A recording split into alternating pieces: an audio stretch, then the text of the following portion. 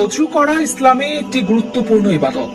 তবে এই অজু করতে গিয়েই বর্তমান 95% মুসলমানই একটি কবিরা গুনাহ করে ফেলে, যা তারা বুঝতে পারে না, এবং ইসলামে এই কবিরা গুনাহকে গুরুতর অপরাধ হিসেবে বিবেচিত করেছে।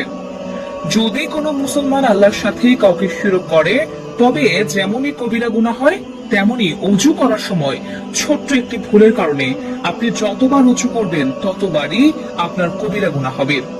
এছাড়াও অনেকে 5 ওয়াক্ত নামাজ পড়ে, তবুও তাদের উপর আল্লাহর গজব ও বিপদ মূলত এই কাজটি সর্বাধিক করে। তাই সাবধান হন এখনই, একবার মিলিয়ে নিন এই ভুল কাজটি আপনিও অজু করার সময় করেন কিনা। জানতে হলে দেখতে হবে পুরো ভিডিওটি। কারণ অনেকবার অজু করে থাকি, যখন আমরা নামাজের উদ্দেশ্যে অজু করে থাকি তখন আমাদের অজুটি হয় ফরজ অজু। আবার যখন রাসূলুল্লাহ সাল্লাল্লাহু আলাইহি ওয়াসাল্লাম এই বলাকে যে অজুগুলো করি সেগুলো হয় সুন্নতি অজু। এছাড়াও অজুর মুস্তাহাব বা নফল হয়ে থাকে। তাই অজু করা প্রতিটি মুসলিমের জন্য গুরুত্বপূর্ণ।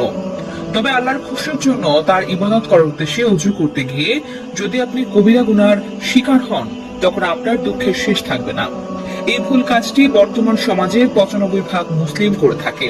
তবে যে 5% মুসলিম ভাই ও বোনেরা এই কাজটি করেন না, তারা অবশ্যই কমেন্ট করে একবার আলহামদুলিল্লাহ লিখবেন, এবং যারা এতদিন করে আসছিলেন তারা অবশ্যই নিজেকে শুধরাবেন বলে ইনশাআল্লাহ লিখবেন। আর আপনার পরিজন যারা এই কাজটির সাথে সম্পৃক্ত আছে তাদেরকে ভিডিওটি দেখার সুযোগ করে দিন। প্রিয় দর্শক, অজু সবসময় পবিত্রতা ও বরকতের প্রতীক। তবে বর্তমান সমাজে অনেক এমন মুসলিম আছে যারা অজু করার সময় অত্যধিক পানি অপচয় করে। অর্থাৎ বর্তমান যুগে আধুনিকতার সাথে প্রত্যেকেই খোলা পানীয় ব্যবস্থায় অজু করে, ফলে তার অজুর জন্য প্রয়োজন যতটুকু পানি তারা তার অত্যাধিক বেশি ব্যবহার করে ফেলে। অনেকে আছে অজুর সময় পানির কল খুলে রেখে নিজের কাজ করা শুরু করে।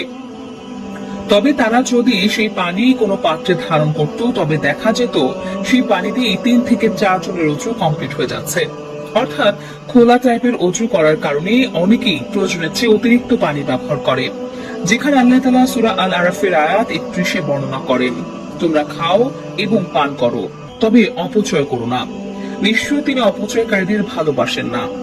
এছাড়া অপচয়কারী শয়তানের ভাই। এছাড়াও ইসলামে পানি ব্যবহারে পরিণতি বজায় রাখতে বলা হয়েছে এবং অপ্রয়োজনীয় অপচয় থেকে বিরত থাকার নির্দেশ দেওয়া হয়েছে। সুতরাং পানি অপচয় করা থেকে বিরত থাকা একজন মুমিনের ঈমানের একটি অংশ। এছাড়াও আল্লাহ তাআলা কবিরা গুনাহ যারা করবে তাদের উদ্দেশ্যে বলেছেন, তোমাদের উপর যে বিপদ আসবে তা তোমাদের হাতের কামাই, তবে তিনি অনেক কিছু ক্ষমা করে দেন। সূরা আস-সূরা আয়াত নম্বর 30। তাই প্রিয় দিনী ভাই ও বোনেরা, আশা করি আজ থেকে অজু করার সময় পানি ব্যবহারের উপর সচেতন থাকবেন। হে আমার রব, আমাদের সবাইকে বোঝার তৌফিক দান করুন, আমিন। তা দর্শক, আজ এই পর্যন্তই।